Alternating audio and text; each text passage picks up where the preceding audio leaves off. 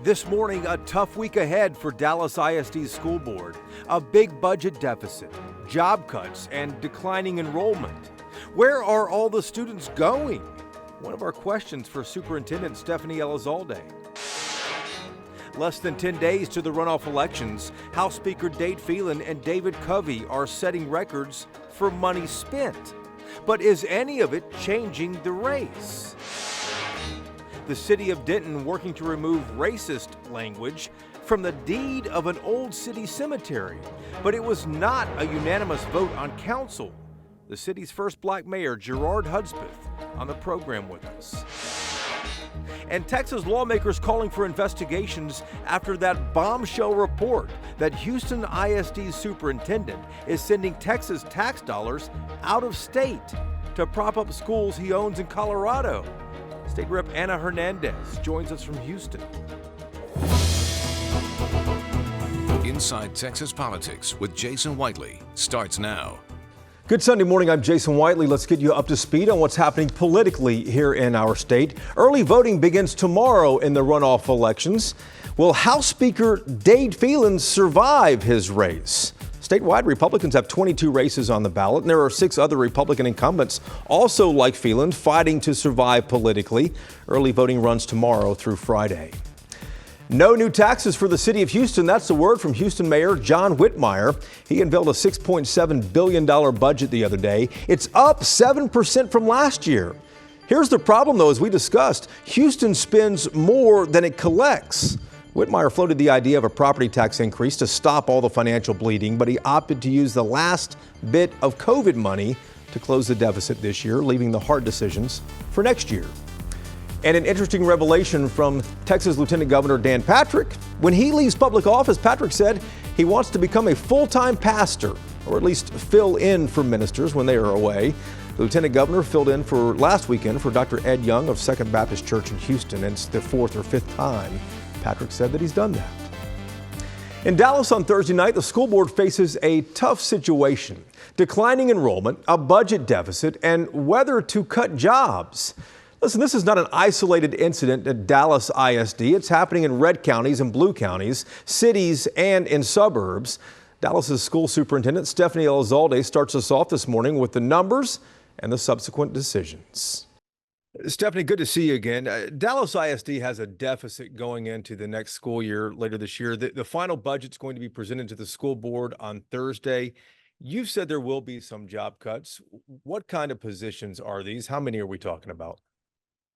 Well, and I don't have the number off the top of my head. I do want to remind everybody that most of these cuts are actually a result of the fact that our ESSER dollars, or what sometimes people refer to as the COVID dollars, the federal government assistance during COVID, this is the last year that those dollars funneled through the state to the districts, right? So that's about $263 million over and above our general operating budget that was being infused into our schools for additional tutoring, additional supplemental pay, additional positions to create smaller groups of students for additional assistance. And we also used a lot of that early on, as you may recall, for a lot of the COVID materials, which also included upgrades to HVAC systems and so on and so forth. But what's really happening is as we decline in enrollment, we decline in revenue because we get paid per student, and therefore we should have less of a need for the same number of positions. Well, let me ask you about the declining enrollment, because Texas is a state that's growing. Where are these students going? And to be fair and to point out, it's not just Dallas ISD that's seeing declining enrollment. I've talked to a lot of large school districts that are also seeing it. I don't know where the students are going, though. Well, 2 things. One, we don't know where all the students are going, because even our neighboring school districts, and you all cover them well, also, you know, they're having to make some even tougher decisions than Dallas ISD is making in terms of already looking at consolidating schools and doing things that we would never thought suburban school districts would have to do, right? In addition to that, there has been a decline in birth rates in our county, and that happened a few years ago, and it's actually hitting what would be our kindergarten classes, our first grade classrooms. So the age 4, 5, and 6, there was actually a decline in birth rates. So you're going to see that blip, which is affecting us. Now, the trend has also reversed itself over the last few years. So conversely, we should now eventually see an increase, but it's not there now. And you're right, though, Jason, there's a lot of movement into North Texas, but housing costs are still keeping people from moving into Dallas County and therefore Dallas ISD. So this is really complex. I think the other thing is people want a simple solution to a very complex problem. Republican lawmakers tell me that they expect school vouchers to pass in some form or fashion. I know you have a close ear on this and waiting to see what happens. I'm curious, so are you working behind the scenes at all to try to help craft this so it has less of an impact on public ed? I think not being a politician, but understanding that you'd rather be, in the words of Ann Richards, I'd rather be at the table than on the menu. We have to recognize what we did observe in the primaries, and the likelihood of private school subsidies being able to pass is very, very likely. We need to come to grips with that reality. And I think we can help the process in terms of what are the safeguards that should be in place for our taxpayers to make sure that their public school dollars that are going to private schools are being utilized in an accountable way. So examples, if the STAR test or any state assessment is good enough for an ISD, then I think that the private schools should welcome that same assessment, right? If school districts have to keep kids, barring any mandated expulsions for the full school year, well, then if a private school takes one of our kiddos, they should have to keep them for the full school year as well. Because remember, once those dollars go to that other private school, if the private school lets those students go throughout the school year, where are they going to return to? Well, they're going to probably return to us, but we won't have any of the dollars. So I think we can actually help, because I do think everyone wants to serve our 5.5 million kids properly. And I think everybody, certainly I as a taxpayer myself, want to know where my tax dollars are going and that they're being held accountable. So you are having some of those conversations, at least on the background? I think it's a responsibility we have, that otherwise we're just burying our head in the sand. So I will absolutely answer that question directly. It's time for us to start having conversations about being for something, not just against something, so that we can help craft a system that can help our students. Let's stay focused on the students. Stephanie, it's always good to see you. Thank you for the time. Thanks, Jason. All right, let's bring in the roundtable to talk about the politics of this. Bud Kennedy is here from the Fort Worth Star-Telegram. Ashley Godot is with us, the political director at KVUE in Austin, and Bernadine Steptoe, political producer here at WFAA in Dallas. Bud, vouchers are very likely, she says. She's come to the realization that everyone else in politics has as well.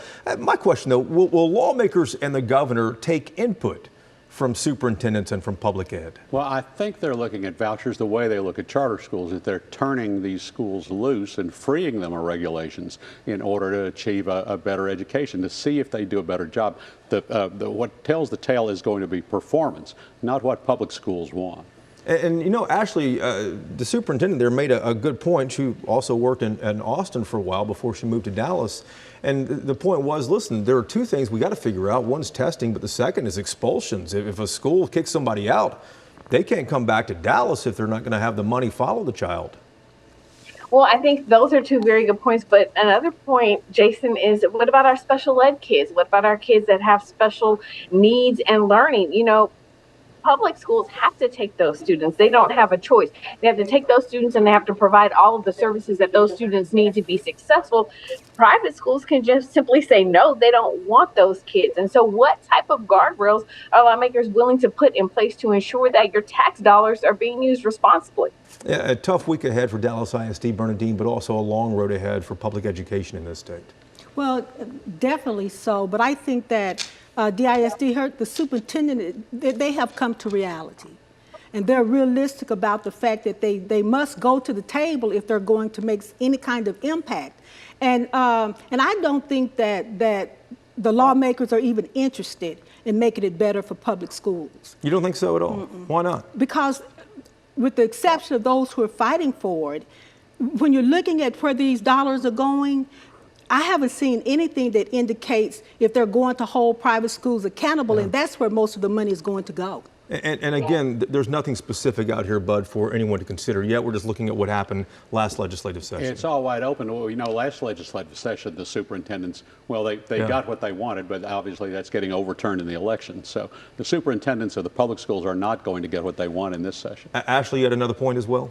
Yeah, the other point is if you look at Texas, Republicans have been essentially in charge of public schools for decades now, and now it seems as though some of them want to present public schools as bad as though they are enemies of public schools. Public schools are just doing what lawmakers tell them to do. At the end of the day, it's the lawmakers who really dictate what's happening in our public schools, and they have to take some responsibility for that. Yeah, Very good point. That's a good point, Ashley. And A they're lot not more. interested. A lot more ahead, including this. When we come back this morning, removing racist language from the deed of an old cemetery has surprisingly become political in Denton. The mayor from there will join us. The state opened an investigation into Houston's school superintendent after a bombshell new report. State Rep Ana Hernandez on what she wants to see happen. And the politics at play in Governor Abbott's pardon of a convicted murderer. Inside Texas Politics, back in a moment. This is Inside Texas Politics with Jason Whiteley.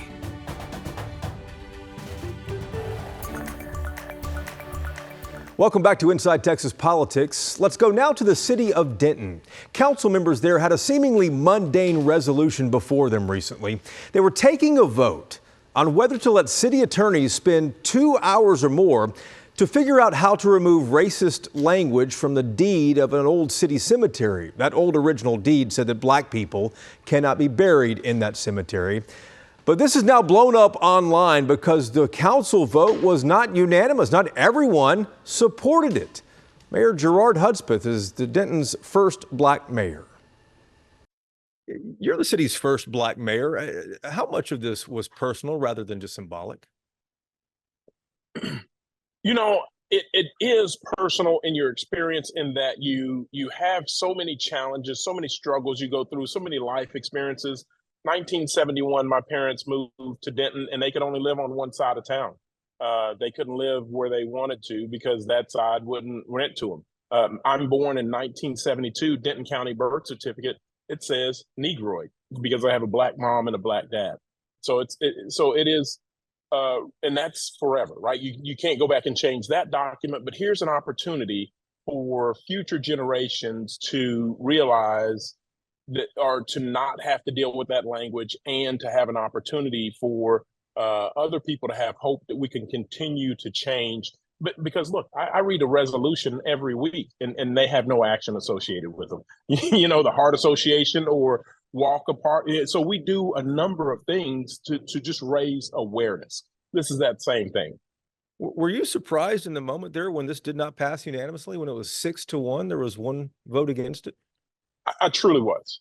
I thought we could all get on board with just trying. No action, no required outcome, no outlay of city dollars. It's just a little extra time to try to remove racist language from a deed on city-owned property. I thought that was a no-brainer. I just truly am shocked that personal conflicts would rise above just good policy, good discussion, good use of staff time.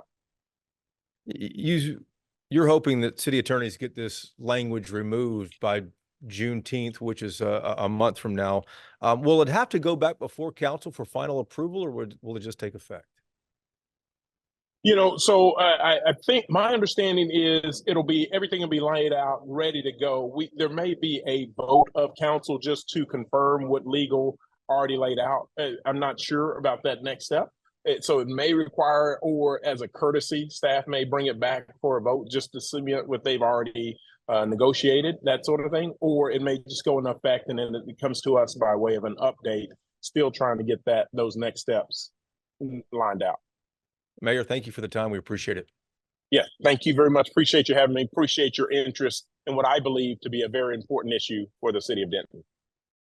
Now to that bombshell story about Houston ISD Superintendent Mike Miles. In addition to that job in Houston, Miles also owns 3 charter schools in Texas and several in Colorado. Spectrum News last week reported that Miles is sending public tax dollars he's getting from Texas up to Colorado to prop up schools there. State Rep Ana Hernandez is a Democrat from Houston who asked the Texas Education Agency to open an investigation to get to the bottom of this. Representative, thank you for being on the program here. You heard back pretty quickly from Commissioner Mike Morath. Were you satisfied with what he said? First of all, thank you so much for having me. We did hear the next day from Commissioner Mike Morath, in which he just said that they were going to investigate it. So I'm not completely satisfied with that response, but I'm satisfied that he will be looking into it, and we will continue to follow up to make sure that we receive the answers that the public wants. Mike Miles says he did nothing wrong. He's saying this in a statement. He said this is common practice since the corporate headquarters for his schools are in Colorado. That's where all the money goes to get funneled over there. What do you think about that? What he said, it makes sense on the surface. Yes, I don't believe that any parent, any legislator, any administrator would agree that it is okay to send Texas public education dollars out of state and that those dollars not be used for our students' education here in Texas. Representative, thank you for the time. We appreciate it. Thank you for having me. The roundtable is ready when we come back here on Inside Texas Politics. And the presidential election is likely to come down to 4 states. The Lincoln Project targeting some very specific voters in those states and sharing strategy on one single piece of messaging that's really working now. You can download our podcast. It's called Y'all-itics, available wherever you get your podcasts.